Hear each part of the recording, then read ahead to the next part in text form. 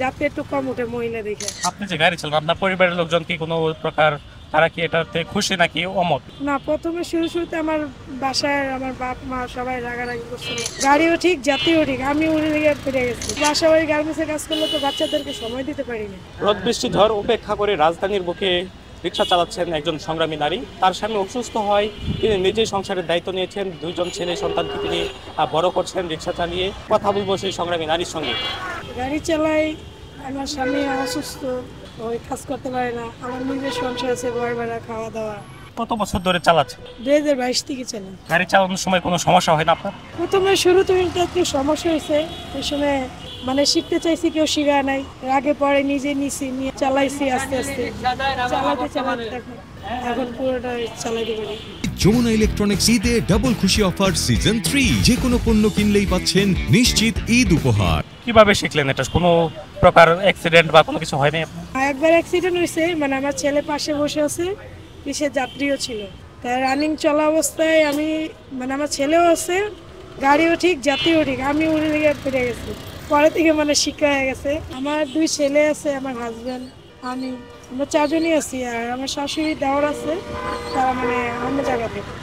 আপনি যে গাড়ি চালান আপনার পরিবারের লোকজন কি কোনো প্রকার তারা কি এটাতে খুশি নাকি অমত? না, প্রথমে শুরুতে আমার বাসায় আমার বাপ মা সবাই রাগারাগি করছিল, না করছিল চালাইতে। তখন বুঝাইছি, বুঝে এখন কিছু বলেন, এখন কিছু বলে না। দেখে যে রাস্তাঘাটের অবস্থা, মানুষ কিরকম করে মহিলারা চলাফেরা করে, কেমন কি, এই কারণে এখন কিছু বলে না।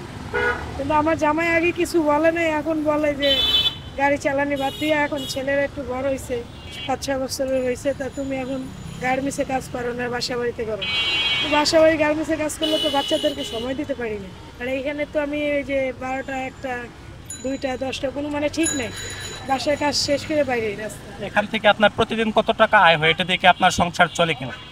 এখন বর্তমান বাজারে চলে না, এখনো গাড়ি বেশি হয়ে গেছে, অটো রিক্সা বেশি। আগে যখন গাড়ি চালাইছি তখন পারিক্সার সাথে চালাইছি, পারিক্সা ছিল ওই সময়, অটো তো ভিতরে চালাইতাম। এখন অটো মেন রাস্তায় নামছে, সব জায়গায় যায়, তাই যাতে একটু কম ওঠে মহিলা দেখে। আগেও কম উঠছে, কিন্তু আস্তে আস্তে অভ্যেস হয়ে গেছিল, এখন আবার কমে গেছে। হাইওয়েতে যখন চালান বা বড় সড়কগুলোতে যখন চালান তখন কি পুলিশ কোনো প্রকার সমস্যা করে? ওটা তো নিষেধ করে, আগেও নিষেধ ওরকম করতো না, কিন্তু এখন ইদারিং এখানে বেশিরভাগই ছাত্ররাই ঝামেলা করে। পুলিশ তাও একটু বুঝে, কিন্তু ছাত্ররা বেশি ঝামেলা করে। আপনি যখন থেকে গাড়ি চালাচ্ছেন তখন থেকে এখন পর্যন্ত আপনার সবচেয়ে বাজে অভিজ্ঞতা কি হয়েছে বা সবচেয়ে ভালো অভিজ্ঞতা যদি একটু বলতেন? মহিলা চালায়, ইয়া করে, অনেক মানুষ অনেক ধরনের কথা বলছে। তারপরেও বর্তমান যেরকম মানুষ বলে দেখে, সেরকম আগে দেখে না, আগে সেরকম ভাবে বলে না। এখন রিক্সাওয়ালারাই হিংসা করে যে আমরা নিজেই খাইতে পারি না, তোরা নামছ, তবু কি আর দুনিয়াতে কাজ পাস নাই, এটা